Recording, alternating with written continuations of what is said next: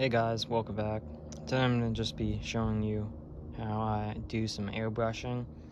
I'm going to be putting a second coat of paint on my Scratchbuilt yard office here, which just, by the way, I've added a little more bracing inside, as you can see around those three walls, just because it felt pretty flimsy. But it's going to show you how I airbrush paint onto it. I'm using this Vallejo model Russian AF Blue Model Air.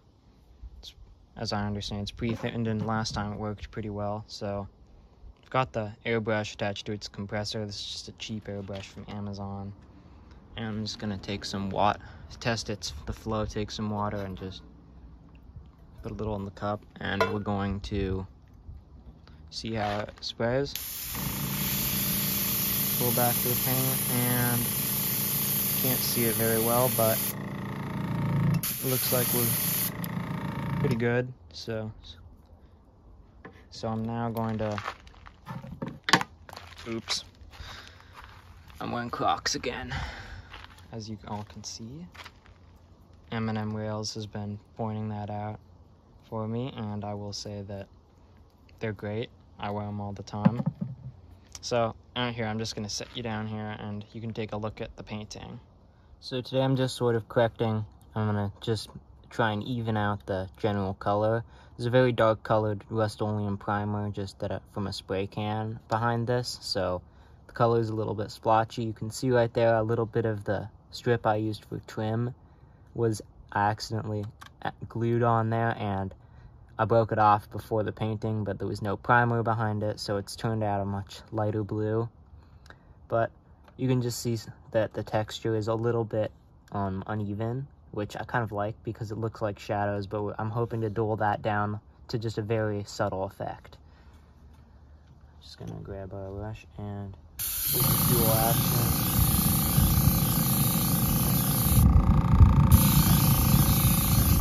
Airbrushing is very easy. It's a trial and error process. I would highly recommend really any modeler who's never airbrushed before, just pick up a cheap airbrush, pick up a little bit of, go to your hobby store, go online, pick up a little bit of paint like this, and just play around.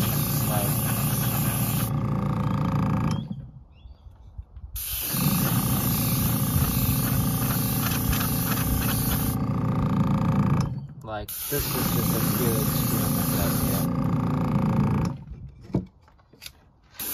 It should just be noted that this is by no means a how-to, it's just a how I do it. You can do it my way if you want, but I'd always recommend no two cases, modeling cases are the same. I'd always just recommend you experiment with a technique that works for yourself.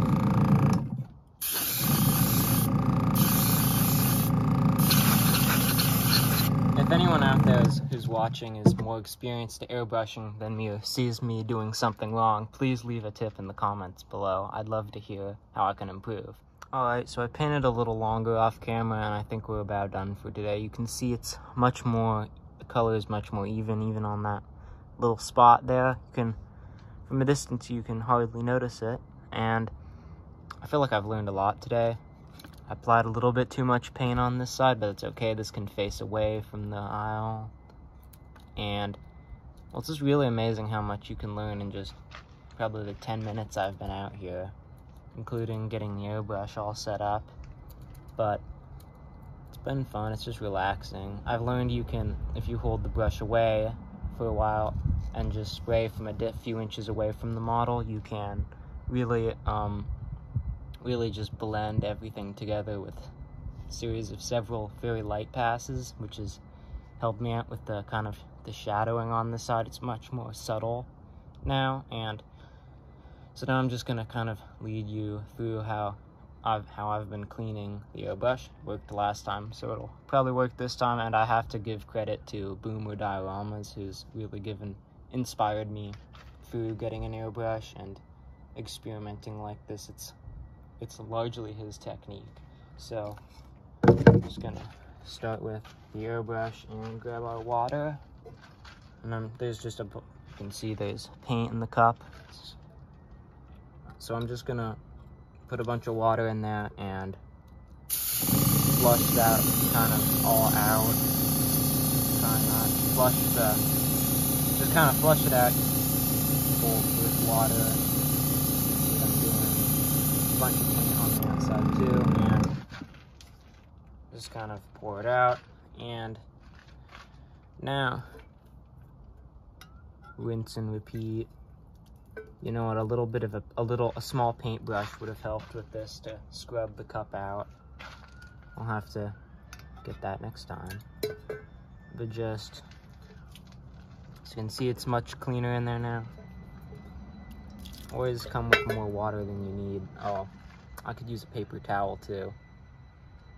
I'll be right back with that stuff. Okay, I'm back. I got myself my paper towels and my brush, so get the corner wet and we can wipe some of the paint off the outside.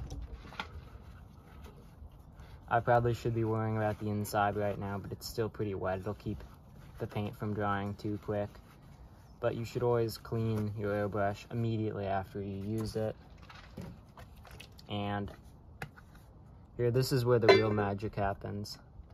But if you don't clean it immediately, it'll plug up, you'll get paint stuck in there, and when you come out to use it, it won't be ready like this.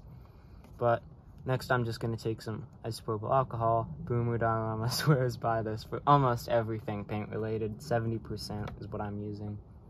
Just pour a little bit in the cup and just plug up the nozzle of the airbrush and backwash it. It'll bubble up there. See that? And flush a little out. Backwash. Flush it out. Backwash. Try and spray the paint off my finger. This stuff is just basically disinfectant that you use on a cut, and it also works very well as a paint thinner. So, especially for acrylic, which is what I'm using, and also Boomer Dioramas likes to me. I'd highly recommend you check out his channel and painting tutorials just in general. Usually uploads every Sunday morning and sometime midweek. It's awesome. Go check him out. I'll put a link in the description to his channel, and a few probably within the video. Anyway, I just kind of filmed this on the fly, as you can tell. But thanks for watching, and I hope you enjoyed. See you in the next one.